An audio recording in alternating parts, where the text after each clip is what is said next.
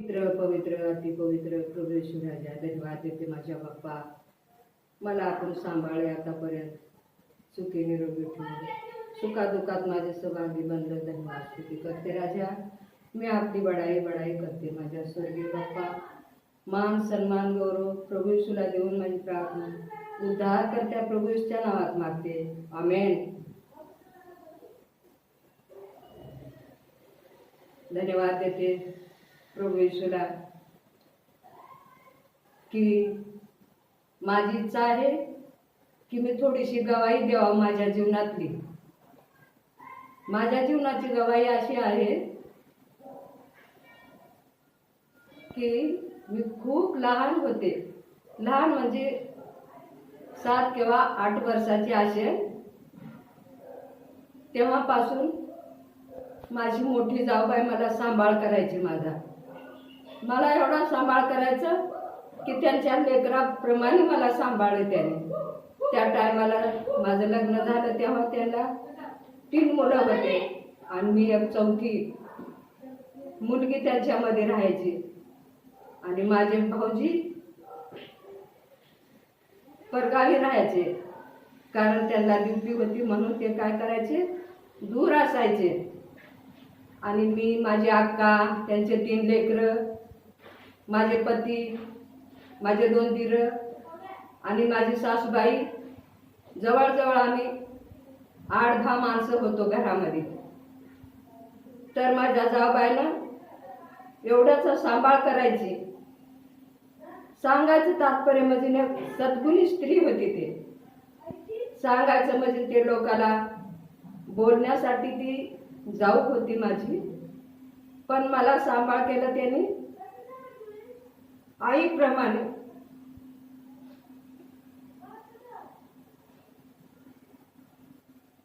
मला खूप आईचं प्रेम दिलं त्यांनी. मला सांभाळायचं. मला काही कळत नव्हतं. मी एकदम अनपढ होते. मला काही समजत नव्हतं. बिलकुलच लहान होते मी. काही समज नव्हती कशाची. राहण्याची सोय कळत नव्हती. कसं राहावं हे सुद्धा कळत नव्हतं मला. कधी केस उचलून घ्यायची माहिती नव्हती. तरी माझ्या जाऊबाईने मला हे सगळ्या गोष्टी शिकवल्या. पाणी सुद्धा विहिरीतून शेंदून पाणी आणायचं होतं. हे सर्व सांगण्याचं तात्पर्य म्हणजे अनेक लोकांना माहिती आहे सूर्यवंशी घराणं आणि माझं गाव पण माहिती आहे बऱ्याच जणांना. त्या टायमाला आम्ही मोठ्या रांगावात राहत होतो खाली. तेव्हाची हे माझी गवाही आहे. तर पाणी शेंदून आणायचं, जात्यावर दळण दळायचं, असं करून माझी जाऊबाई मला खूप साथ द्यायची, सांभाळायची मला. आम्हाला कमी खायला राहिलं तरी ती कमी खाऊन उपाशी राहायची, पण तिनं सगळ्याची देखभाल करायचं. सगळ्याच्या जेवणाची सोय करायची. कपडे धुवा गेले नदीला, म्हणे तू नुसती वाळू घाल, तुला कपडे निघत नाही, तुला धुता येत नाही. म्हणून त्यांनी कपडे सुद्धा मला कधी धुवू दिले नाही. माझे सुद्धा कपडे त्याने धुवून टाकायचे. पाण्याला गेला विहिरीवर, मोठे मोठे रांजणे भरायचे दोघीनं मिळून, पण ते सुद्धा मला त्याने करू देत नसत. स्वतःने त्याने काम करायचे. मी विहिरीवर पाणी काढत असताना माझी जाऊबाई मला म्हणायच्या, नको काढू, तुझं वजन आणि त्या पवऱ्याचं वजन बराबर आहे. त्या पवऱ्या संगच तू खाली जाशील, नको काढू, मी काढू. असं करून त्यांनी पाणी काढावं, दळण दळावं. मला म्हणायचा, तू छोट्या छोट्या भाकरी बनव, मी दळते. अशा प्रकारे त्यांनी मला सांभाळ केलेला होता माझा.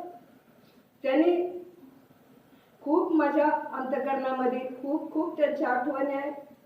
मी माझ्या मरणापर्यंत मी त्यांच्या आठवणी कधी विसरू शकत नाही. अशा त्यांच्या आठवणी आहेत त्या आहेत. मी एकदम अनपढ होते. मला शिक्षण तर अजिबात नव्हतंच.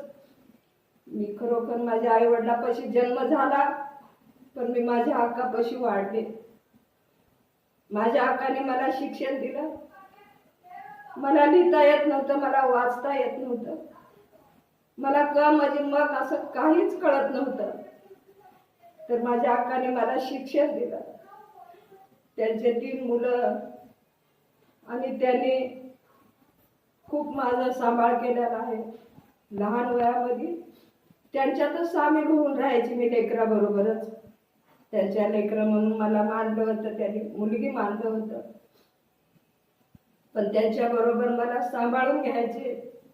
आणि मला वाचता येत नव्हतं. मला म्हणायचे तू वाचायला शिक, तुला वाचायला येईल, तुला बायबल वाचायला यायचं आहे, तू बायबल वाचशील, तू वाचायला शिकली तर.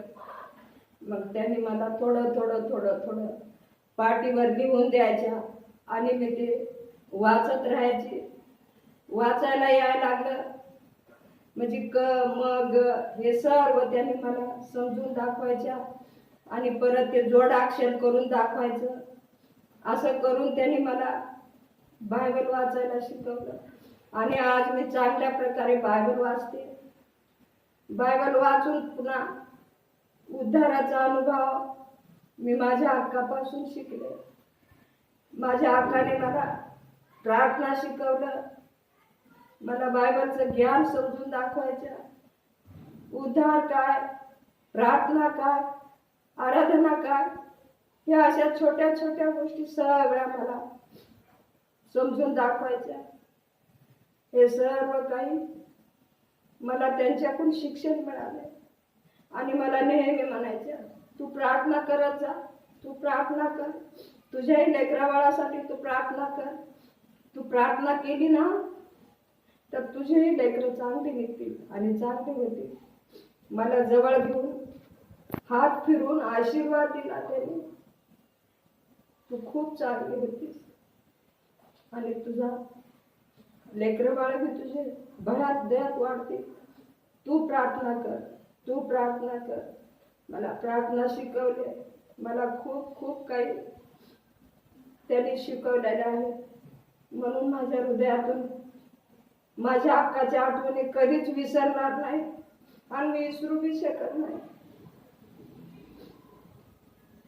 म्हणून मी त्यांचे लेकरा बाळाला आणि हक्काला खूप खूप धन्यवाद देते. प्रभू येशूला तर देतेच देते, त्यांना सुद्धा देते, कारण त्यांच्यापासून मला शिस्त, वळण चांगले कसं राहायला शिकले ते सर्व मला दाखवल्याबद्दल मी त्यांचे खूप आभार मानते. आणि मी त्यांच्या आठवणी कधीच विसरू शकत नाही. आणि मी त्यांच्या आठवणी हृदयात, त्यांनी देहानं दूर झाल्यात पण त्यांच्या आठवणी माझ्या संगती सदैव राहतील माझ्या हृदयामध्ये आणि मी कधी विसरणार पण नाही. प्रभू येशूचा मी धन्यवाद करते. आमेन.